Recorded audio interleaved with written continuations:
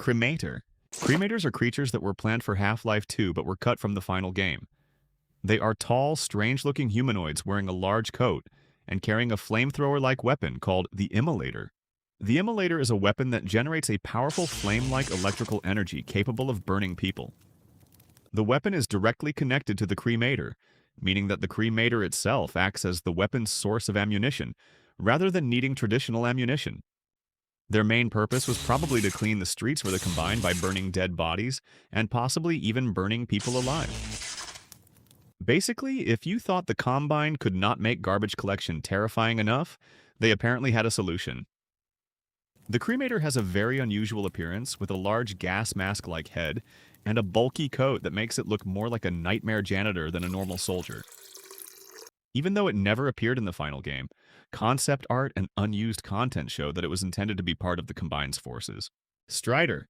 Striders are enormous synth creatures used by the Combine as heavy assault units. They have 3 extremely long, thin legs, a large armored body, and a powerful mounted cannon attached to the front of their body. Their main weapon is capable of firing devastating energy blasts that can destroy vehicles, buildings, and resistance positions. They are also equipped with a mounted machine gun, which they can use to fire bullets at infantry and other targets. Their 3 long, skinny legs make them extremely useful for chasing down targets and moving quickly across the battlefield. Striders are mainly used against the resistance and to control large areas of the city. Their enormous size makes them terrifying to fight because when you see one walking toward you, your first thought is probably not, "I can take him." It is more like, "I should have stayed in bed." Gunship. Gunships are large flying synth creatures used by the Combine. They look somewhat like giant alien flying organisms, but their bodies have clearly been modified and equipped for military purposes. Gunships are basically part of the Combine's air force. They are heavily armored and equipped with a powerful mounted energy machine gun underneath their body, allowing them to fire at resistance members, vehicles, buildings, and other targets from the air. They are also much more agile and maneuverable than other flying synths, making them effective offensive aircraft. But there is another type of flying synth called the dropship. I put it in the same category as the gunship because they share a similar overall design, are both used by the Combine's air forces, and serve as important aerial support during military operations. Gunships and dropships are 2 different types of synths, but the main difference is pretty simple. Gunships are offensive aircraft designed to fight, while dropships are mainly used to transport and deploy troops. Dropships are much bulkier than gunships and are designed to carry Combine soldiers and deploy them directly onto the battlefield. This makes them extremely useful for quickly sending reinforcements into areas where normal ground transportation would be too slow or dangerous.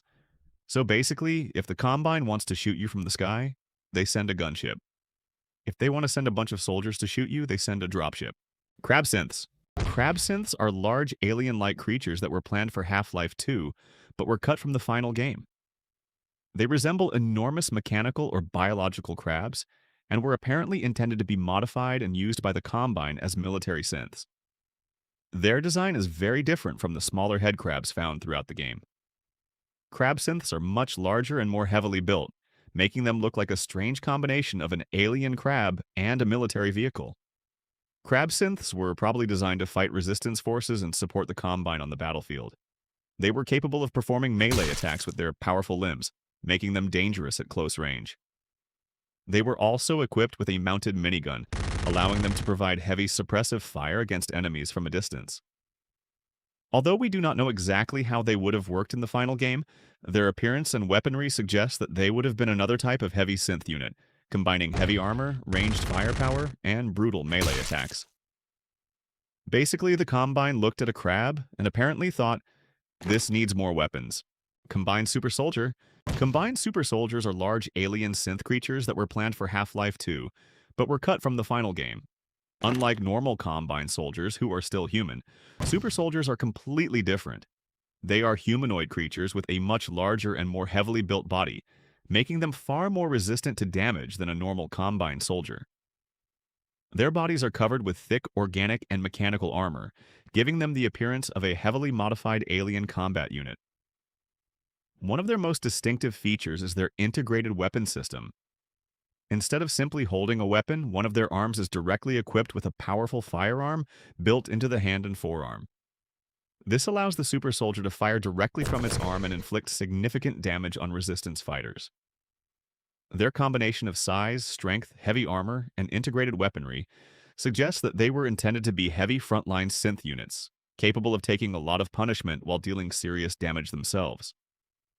Basically, the Combine took an alien creature, gave it enough armor to survive a small war, put a gun directly into its arm, and apparently decided that normal Combine soldiers weren't scary enough. Hunter. Hunters are extremely dangerous synth creatures used by the Combine. They have 3 mechanical-looking legs and a compact armored body, allowing them to move quickly across almost any terrain. They are primarily used for combat and are often deployed to hunt down resistance members and attack important targets. Their speed and agility allow them to quickly chase enemies, dodge attacks, and navigate difficult terrain while using powerful weapons mounted on their bodies. One of their most dangerous weapons is a set of flechette-like projectiles that can be fired at enemies. These projectiles can cause serious damage and can also stick into surfaces before exploding. Hunters are particularly dangerous because they are fast, heavily armored, and highly mobile. They are basically the Combine's answer to the question, what if a dog was a military robot and really, really hated you? Mortar Synth. Mortar Synths are another type of synth that was planned for Half-Life 2, but was cut from the final game. They were large alien-like creatures that were apparently designed to fly at low altitude over the battlefield. Unlike gunships, their main role would have been long-range bombardment. They were supposed to fire powerful energy projectiles at the player and other targets from above. This would have allowed them to attack from a distance while remaining mobile and difficult to reach. The Mortar Synth would therefore have worked as a kind of flying artillery unit for the Combine.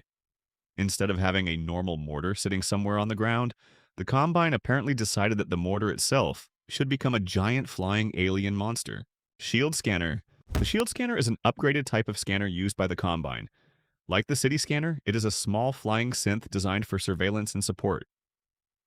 Unlike regular city scanners, shield scanners are mainly deployed during more critical situations where additional firepower and support are needed. They are equipped with a system that allows them to observe targets and take photographs, providing valuable information to combine forces about resistance movements and positions. Shield scanners can also carry mines and drop them at strategic locations, making them useful for controlling areas and supporting Combine operations. During the City 17 uprising, they can be seen and fought by the Resistance while assisting Combine forces in the middle of the conflict. Their combination of surveillance, mobility, and mine deployment makes them a much more dangerous and versatile version of the standard city scanner.